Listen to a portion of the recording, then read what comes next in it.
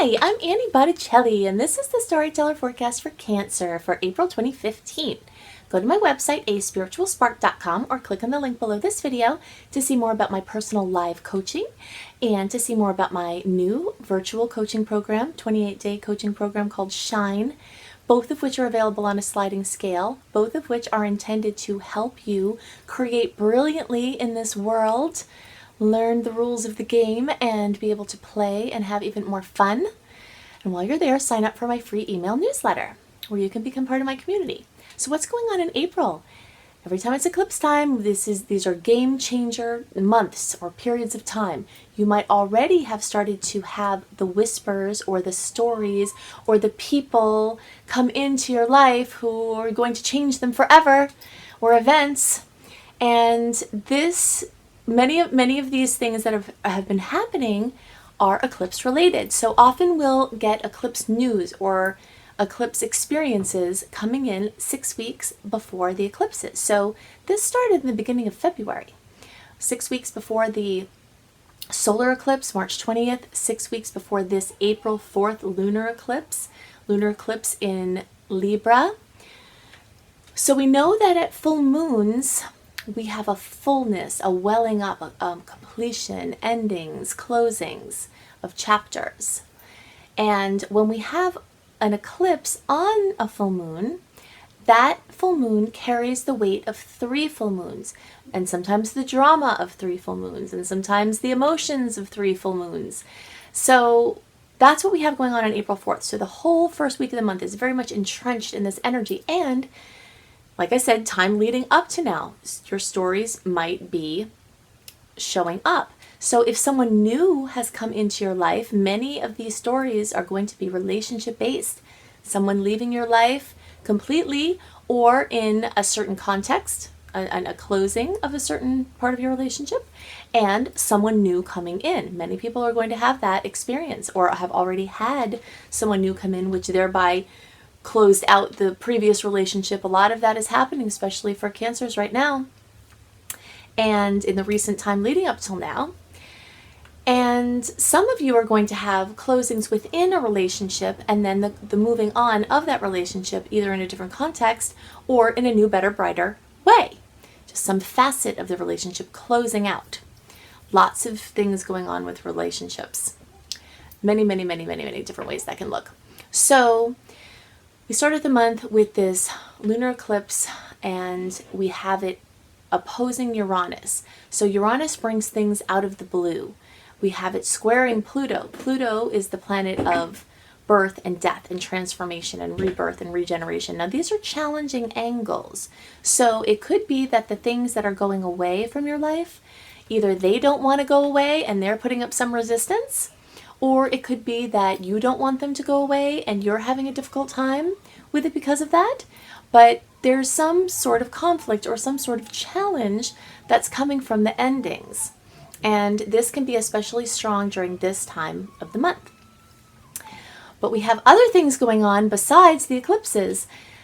Jupiter's going direct on April 8th. So Jupiter is the ruler of Sagittarius. Sagittarius is the energy of optimism and joy and good luck. And so wherever Jupiter is in your chart, it expands that area. So for many Cancers, you have had last year bringing into your life more money, because for you earlier degree Cancers, or if you have other placements in Cancer that are earlier in degree, which you might not know if you don't know your chart, but you might have seen last year bring more money to you than ever or than in a long time. And for you later or middle to later degree Cancer placements, you still may have more of that coming, especially as Jupiter goes direct. So starting from last summer until December, Jupiter was going full bore, accentuating for some of you that house of finances, for the rest of you that house of yourself, of your image, of how you're presenting yourself in the world. And some of you may have been experiencing this simultaneously. So how you saw yourself changed and thereby you made more money, or you made more money so how you see yourself changed. They're intertwined and they're related in this transit. So some of you are still in that process of seeing yourself differently, and the money will follow especially after Jupiter goes direct on April 8th. So it will start to generate more steam, and your self-confidence and your energy can move forward in doing different things for yourself. Now, some of you may have experienced Jupiter in your first house as bringing you more weight to your physical body. The first house is the house of the physical body, and Jupiter can sometimes bring more weight there when it's there. So if that's the case, then you can spend this time now.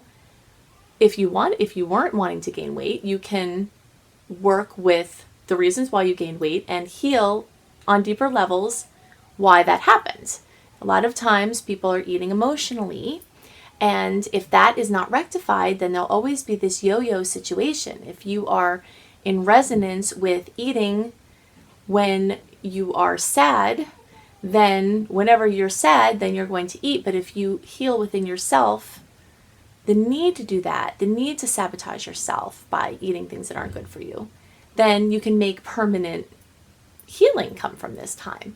So if you are someone who was trying to gain weight, then perhaps this transit would have brought it to you, and if not, there's still a chance. So that sounds crazy to some people, but not being able to keep enough weight on can be just as challenging as other people experience trying to keep weight off. So there's a lot of story around the physical body for many Cancer placements with this Jupiter moving through the first house, because it doesn't just relate to your image and your self-esteem, it also relates to your body itself. So April 16th, we have Pluto going retrograde, and this happens from April 16th through September 25th, and this is an amazing time for spring cleaning internally. So speaking of which, if Jupiter did bring more weight to you, or if just in general you're feeling you need detox, feeling like you need to clean out, that grouping of months, April 16th through September 25th, is amazing because Pluto is one of the planets that is wonderful in retrograde. It rules things going inward and deeper and inward. So when it goes backwards, it's just doing more of what it already does that makes it really productive for going in and going deep. There's something that recently came to my attention. I saw a natural healing magazine in my area that was talking about this new kind of spa that has a type of machine that shakes you and works all of your muscles. So it tones your muscles by vibrating and in short periods of time. And then it has Kangen water, which is an amazing water for changing your pH. If you change the pH in your stomach, you change your life. Your pH determines your health, pretty much. It's very, very simple. So this spa has access to the water. It has this jiggling machine that tones your body very easily. It has sauna for detoxing. Something like that, if you can seek out in your area a spa that has these fun new things, then this would be a really great time to put your attention into that. And since you have some extra money, most of you do, if not, it's probably coming, then this is a really good way to use this. So we have that going on, and then April 18th, so the second half of the month is much lighter than the first half of the month with that heavy energy that we start off with. And April 18th is the new moon in Aries. So the new moon brings new energy, new openings. So the new moon in Aries is one of the two best times of the entire year to do a vision board or to work on creating what you're wanting to create in your life, doing visioning of any kind. So when the sun went into Aries at the end of March, that was the astrological new year, the beginning of the astrological new year, where all systems are go, planets are moving into Aries, everything is forward movement, bursting forth with spring. That's the beginning of the astrological new year, which feels more real to me than January 1st. Maybe to you too. So April 18th is like the kickoff party for the new year. It's delayed somewhat from the actual new year. But once this happens, it's like, woo, it's really, everything is in full bore. Spring is in full bore. So that happens on April 18th. Then April 21st through the 22nd, we have a series of transits. We have Mercury and Pluto conjoining each other, which they're right together in Taurus. And then both of those planets are trining Pluto. And a trine is a favorable angle. So this is an amazing time for strategizing. That's the key word here, is strategy, making a strategy. Maybe because you're making more money, you need to see a financial planner. Maybe you're trying to make more money and you're on the verge of something and you need some professional assistance. This grouping of days, 21st, 22nd, is fantastic for seeking help with things that, especially involving strategy of some sort. On the 22nd also is a sweet angle between Venus and Jupiter is this expander that we've been talking about, this bringer of luck, and Venus rules love and beauty and money and aesthetics and harmony and nice vibes, and you have Jupiter there making a nice angle and it expands that. So you can see some sweetness come in different ways from that aspect. And then a few days later, on the 26th, we have Venus making this sweet angle to Uranus, which brings surprises. But in this angle, a 60-degree angle, which it's making here, versus the 180-degree angle Uranus was making to the lunar eclipse, a 60-degree angle is a favorable angle. And so Uranus in a favorable angle usually brings happy surprises, or something sweet, or something nice. Again, involving love, beauty, money, harmony, aesthetics, art, something like that. So that is the general lineup. There is so much energy in general around home and work. For most Cancers are going to experience some sort of story. And many of you are actually going to move. Or someone's going to move in with you. Something about your home space is going to change. Either someone moves out, either someone leaves your family dynamic in some way, or you leave your actual home, or you sell a piece of real estate. Something involving home or family is leaving your experience. And your work energy is being brought into the forefront. So it could be that you're moving for work, you have a work opportunity. It could mean that you're moving in with someone because that's the person that you met and all this relationship stuff is going on. So that's a possibility. But there's so much energy around work, new work, moving, relationship, all of that. Very, very, very strongly aspected this month, and telling the story for the next 6 months as well. Sometimes you have news about something, or you decide something, or you're looking into something at this period of time, and then it takes up to 6 months for the full story to be told. So maybe you'll get word that there is a position available, and then maybe in another month or two, then it comes in, and then then it takes till the fall until you are actually there. But there's this 6 month. There's something about 6 months that's relevant to this whole story that's being told by the eclipses. So let's see. Also involved with this lunar eclipse and the story of the eclipses is the issue of codependent relationships. When a new relationship comes in and an old one leaves, very often someone has the feeling like, wow, this is so much better.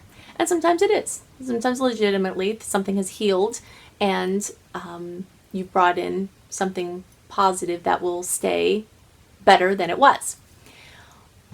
And very often something comes in and seems like it's different but winds up becoming the same.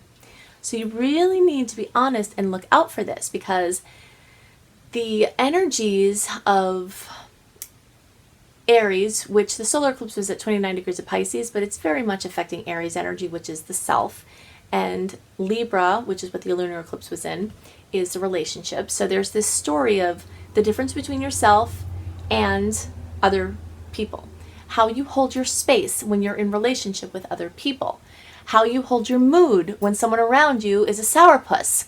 This is like the story, the issue of codependency, the issue of not being able to have healthy boundaries in relationship, the issue of not being able to maintain autonomy when you're merged with someone.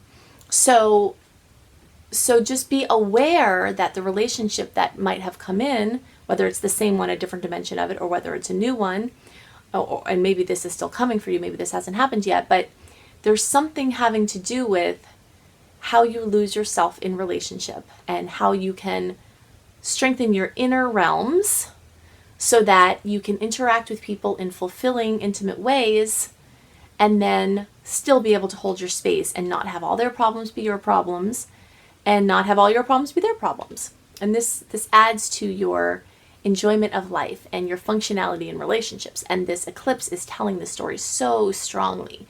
So look out for the themes that will continue to come over the next 6 months of this story. if you're wanting to do internal work on this, I highly recommend the book The Presence Process by Michael Brown. You probably heard me talk about this before. It's one of my favorite all-time books. Maybe now, if you've been hearing me talk about it, you've been thinking about it, maybe now's the time to get it. It just really helps you heal those places where you see yourself doing something, you say, hey, you shouldn't be doing that, but you just almost can't help yourself, and you're just finding yourself doing something.